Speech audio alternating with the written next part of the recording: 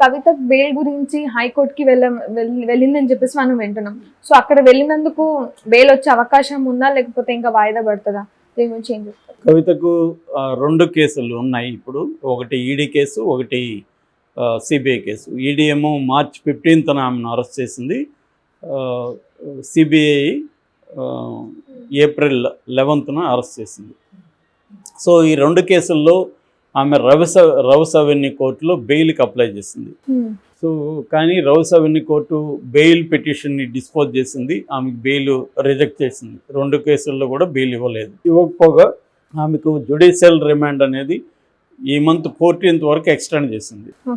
యాక్చువల్గా ఆమె ఏమడిగిందంటే, నాకు ఇక్కడ తెలంగాణలో నేను స్టార్ క్యాంపెయినర్ని, సో క్యాంపెయిన్ చేయాలి, అందుకని మధ్యంతర బెయిల్ కావాలని అడిగింది. అంతకుముందు మనకు గుర్తుంటే మనం చెప్పుకున్నాం, వాళ్ళ చిన్నబ్బాయి ఎగ్జామ్స్ ఉన్నాయి, ఎగ్జామ్స్ కోసం బెయిల్ అడిగింది.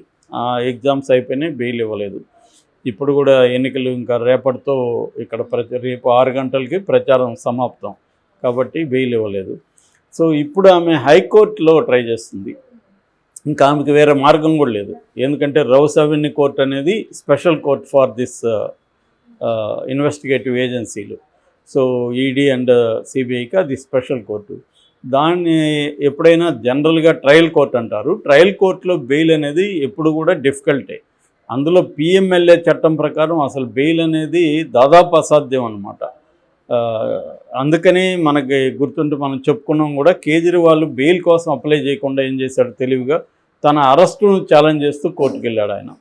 అందుకని అరెస్టును ఛాలెంజ్ చేసినప్పుడు కొంత బెటర్ అనమాట. ఎప్పుడైనా అరెస్టు ఛాలెంజ్ చేసినప్పుడు బర్డన్ ఆఫ్ ద ప్రూఫ్ అనేది ఇన్వెస్టిగేటివ్ ఏజెన్సీ మీద ఉంటుంది. అంటే ఈ ముద్దాయి నేరం చేశాడని నిరూపించాల్సిన బాధ్యత ఇన్వెస్టిగేటివ్ ఏజెన్సీ మీద ఉంటుంది.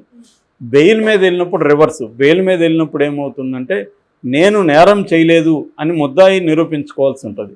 సో దీంట్లో పిఎంఎల్ఏలో 2 సెక్షన్లు ఉన్నాయి. సెక్షన్ 17 ప్రకారం ఇన్వెస్టిగేటివ్ ఏజెన్సీ అరెస్టును సమర్థించుకోవాల్సి ఉంటుంది. ఈ వ్యక్తి నేరం చేశాడు కాబట్టి మేము అరెస్ట్ చేసాం, ఇదిగోండి సాక్ష్యాలు అని కోర్టుకి చెప్పాల్సి ఉంటుంది. అయితే బెయిల్ వచ్చేసరికి పిఎంఎల్ఏ సెక్షన్ 45 ప్రకారం ట్విన్ కండిషన్స్ మీట్ అవ్వాలి. ట్విన్ కండిషన్స్ అంటే, ఒకటేమో పబ్లిక్ ప్రాసిక్యూటరు ఎంతసేపు అయినా దీని మీద మాట్లాడచ్చు, కౌంటర్ చేయొచ్చు వద్దని. మామూలుగా అయితే రెగ్యులర్గా కేసుల్లో బెయిల్ 15 నిమిషాల కంటే ఎక్కువ విచారించకండి సుప్రీంకోర్టు అనేక సార్లు ఆదేశాలు జారీ చేసింది. ఎందుకంటే అంతకంటే మినీ ట్రయల్ లాగా చేయకండి అని బెయిల్కి. జనరల్గా బెయిల్లో చూసే అంశాలు ఏంటంటే 3 అంశాలు. ఒకటేమో ఫ్లైట్ రిస్క్ అంటారు. ఫ్లైట్ రిస్క్ అంటే ఈ వ్యక్తి విదేశాలకు పారిపోతాడా. రెండోదేమో సాక్ష్యాధారాలని తారుమారు చేస్తాడా. మూడోదేమో సాక్షుల్ని బెదిరించడం కావచ్చు, లేకపోతే వాళ్ళని ప్రలోభ పెట్టడం కావచ్చు, అంటే ఇన్ఫ్లుయెన్స్ చేస్తాడా. ఈ 3 అంశాలు పరిగణలోకి తీసుకొని జనరల్గా ఐపీసీ కింద బెయిల్ ఇస్తుంటారు. కానీ ఇది ప్రత్యేక చట్టాలు వేరేగా ఉంటాయి. పిఎంఎల్ఏ అనేది ఒక preventive of money laundering act అనేది 2002లో వచ్చింది. అది సపరేట్గా ఉంటుంది అనమాట.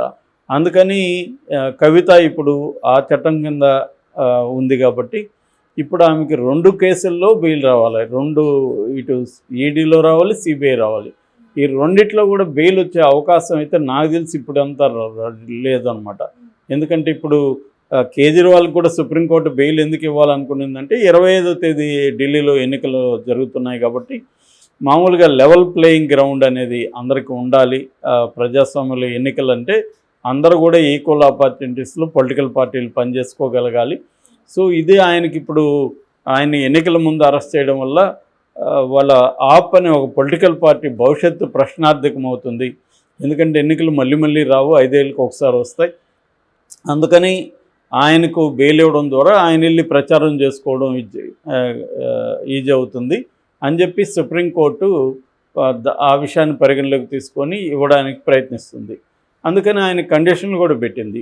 నువ్వు మళ్ళీ వెళ్ళి సీఎం లాగా ఫైల్ మీద సంతకాలు పెట్టడం, సీఎం లాగా యాక్ట్ చేయడం అనేది చేయకూడదు. ఓన్లీ ఒక పొలిటికల్ పార్టీ హెడ్ లాగా నువ్వు నీ ప్రచారాలు అవి చేసుకోవచ్చు, కానీ ఈ కేసు గురించి మాట్లాడడం కానీ సీఎం లాగా సంతకాలు పెట్టడం ఫైళ్ళ మీద ఇవన్నీ చేయకూడదు అని చెప్పింది. సో చాలామందికి డౌట్ ఏంటంటే ఒక సీఎం స్థానంలో ఉన్న వ్యక్తి జైల్లో ఉండి బయట వచ్చినా కూడా సీఎం లాగా లేకపోతే ఆ గవర్నమెంట్ ఎలా ఫంక్షన్ అవుతుంది అనేది చాలామందికి డౌట్ ఉంది. ఖచ్చితంగా అది కొంతవరకు ఇబ్బంది. ఎందుకంటే సీఎం అందరితో సమావేశాలు ఏర్పాటు చేయాలి, అధికారులతో సమీక్షలు ఉంటాయి, తర్వాత మంత్రివర్గంతో సమావేశాలు ఉంటాయి, ఇవన్నీ ఉంటాయి. కాకపోతే ఏంటంటే ఇప్పుడు ఎన్నికల కోడ్ అమల్లో ఉంది కాబట్టి మంత్రివర్గ క్యాబినెట్ మీటింగ్ అనేది అవసరం లేదు. క్యాబినెట్ మీటింగ్ ఉంటేనే ముఖ్యమంత్రి అవసరం. అదర్వైజ్ ఏ శాఖ ఆయా శాఖ మంత్రులు ఉంటారు కాబట్టి వాళ్ళు సంతకాలు పెడతారు ఆ ఫైల్ మీద, జరిగిపోతూ ఉంటుంది. డే టు డే యాక్టివిటీకి ఏమి ఇబ్బంది ఉండదు సీఎం ఆబ్సెంట్ అయినా కూడా. కాబట్టి ఆ రకంగా నడుస్తుంది ఢిల్లీలో. కాకపోతే రేపు క్యాబినెట్ మీటింగ్ పెట్టాల్సిన పరిస్థితి, అసెంబ్లీ సమావేశాలు ఉన్నాయి, దానికి ముందు ఖచ్చితంగా క్యాబినెట్ మీటింగ్ పెట్టాలి. అట్టేటప్పుడే ఇబ్బందులకు వస్తుంది. లక్కీగా ఎన్నికల వరకు ఆ ఇబ్బంది అయితే కేజ్రీవాల్కి లేదు కాబట్టి ఆయన బయటకు వచ్చి ఉండొచ్చు. రెండోది మధ్యంతర బెయిలే కావచ్చు, ఎన్నికల తర్వాత మళ్ళీ బెయిల్ క్యాన్సిల్ అయ్యి ఈయన మళ్ళీ జైలుకి వెళ్ళే అవకాశం ఉంది. అలాగానే జైలుకి వెళ్తే మాత్రం ఆయన ముఖ్యమంత్రికి రిజైన్ చేసి ఎవరినో ఒకరిని పెట్టాల్సి ఉంటుంది. లేకపోతే మాత్రం ఆయనకి ఇబ్బంది అవుతుంది. ఎందుకంటే అక్కడ ఆల్రెడీ ఇంకొక కేసు కూడా ఆయన మీద సిక్కుల దగ్గర డబ్బు తీసుకున్నాడు 130 కోట్లు ఎంతో అని ఇంకొక కేసు కూడా పెట్టమని అక్కడున్న లెఫ్టినెంట్ గవర్నర్ సక్సేనా హోంశాఖకి రిపోర్ట్ చేశాడు. అది కూడా జరుగుతుంది ఖచ్చితంగా. సో ఏదేమైనా కేజ్రీవాల్కి కూడా మధ్యంతర బెయిల్ వస్తే ఎన్నికల వరకు వస్తుంది కానీ మళ్ళీ ఆయనకి జైలుకి వెళ్ళాలి. సో ఈ నేపథ్యంలో ఈ కేసులో ఛార్జ్షీట్లు ఏమైనా పెట్టి త్వరగా చేస్తే కానీ జరగదు. ఒక వారంలో సిబిఐ ఛార్జ్షీట్ వేస్తానని చెప్తుంది. నాకు తెలిసి వాళ్ళు సిబిఐ ఛార్జ్షీట్ వేసినా వాళ్ళ టెక్నిక్ ఏంటంటే అనుబంధ ఛార్జ్షీట్లు వేస్తూనే ఉంటారు. ఆ మధ్య కూడా సుప్రీంకోర్టు ఈడీ మీద చాలా కోపాన్ని ప్రదర్శించింది. ఎవరంటే హేమంత్ సొరేన్ అనుచరుడి విషయంలో ఆయన దాదాపు 1 year జైల్లో ఉంటే మీరు అనుబంధ పిటిషన్లు వేస్తూనే ఉన్నారు, అనుబంధ ఛార్జ్షీట్లు వేస్తూనే ఉన్నారు, ఫైనల్ ఛార్జ్షీట్ వేయలేదు. ఫైనల్ ఛార్జ్షీట్ వేస్తే ఆయనకి డిఫాల్ట్ బెయిల్ ఇచ్చే అవకాశం ఉంటుంది. మీరు ఫైనల్ ఛార్జ్షీట్ వేయకుండా ప్రొలాంగ్ చేస్తూ ఉంటే బెయిల్ ఇచ్చే పరిస్థితి మాకు ఉండదు. ఇది రాంగు, మీరు ఫైనల్ ఛార్జ్షీట్ వేయండి అని సుప్రీంకోర్టు అనింది. అలాగా కవిత విషయంలో కూడా ఫైనల్ ఛార్జ్షీట్ వేయగలిగితే బెయిల్ వచ్చే అవకాశం ఉంది. కాబట్టి అదర్వైజ్ బెయిల్ లేదు. కేసీఆర్ని ఎన్డీఏలో చేర్చుకునే అవకాశం ఉండి, అంటే కేసీఆర్కి ఈసారి ఒక 5-6 ఇక్కడ సీట్లు వచ్చి రేపొద్దున ఎన్డీఏ గవర్నమెంట్ ఫామ్ కావడానికి కేసీఆర్ అవసరం అయితే అప్పుడు కేసీఆర్ కండిషన్ పెడతాడు నేచురల్గా. కేసీఆర్ అదే అంటున్నాడు, సంకీర్ణ ప్రభుత్వం వస్తుందని. సో ఒకవేళ ఏమన్నా సంకీర్ణ ప్రభుత్వం వస్తే, హంగ్ పార్లమెంట్ వస్తే అప్పుడు కేసీఆర్ అవసరం ఉంటే అప్పుడు కండిషనల్గా ఆ అమ్మాయిని విడుదల చేస్తారు. అదర్వైజ్ కవితకు బెయిల్ ఇప్పుడిప్పుడే హైకోర్టు పోయినా సుప్రీంకోర్టుకు పోయినా కూడా బెయిల్ రాదు. సుప్రీంకోర్టు అయినా హైకోర్టు అయినా ఫ్రీగా లేదు. మిగతా కేసుల్లో తీసుకున్న నిర్ణయాల్ని తీసుకోలేవు. పిఎంఎల్ఏ చట్టం అనేది వాళ్ళ చేతుల్ని కట్టేస్తుంది. కాబట్టి పిఎంఎల్ఏ చట్టం కింద కవితకు బెయిల్ రావడం అనేది నాకు తెలిసి ఇప్పుడిప్పుడే రాదు. ఖచ్చితంగా 1 year అయినా కూడా రాకపోవచ్చు. ఎందుకంటే ఆల్రెడీ ఉప ముఖ్యమంత్రి మనీష్ సిసోడియా ఉన్నాడు, ఆయనకి బెయిల్ రాలేదు. విజయ్ నాయర్ ఉన్నాడు, రాలేదు. మొన్ననే ఎయిర్లైన్స్ వ్యవస్థాపకుడు, ఆయనకి బెయిల్ రాలేదు.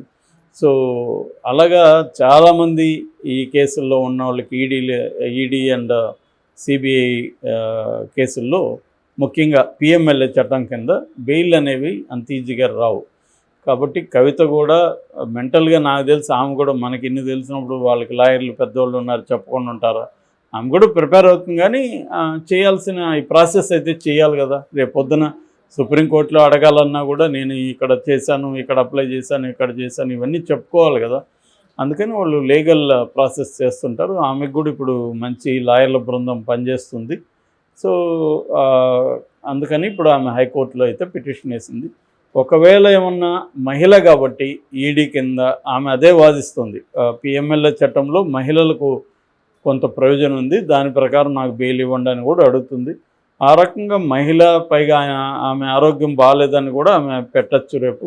సో ఆరోగ్య రీత్యా మహిళ అనే కాన్సెప్ట్ రీత్యా ఆమెకి ఏమన్నా బెయిల్ వస్తే చెప్పలేము, రిమోట్ పాసిబిలిటీ.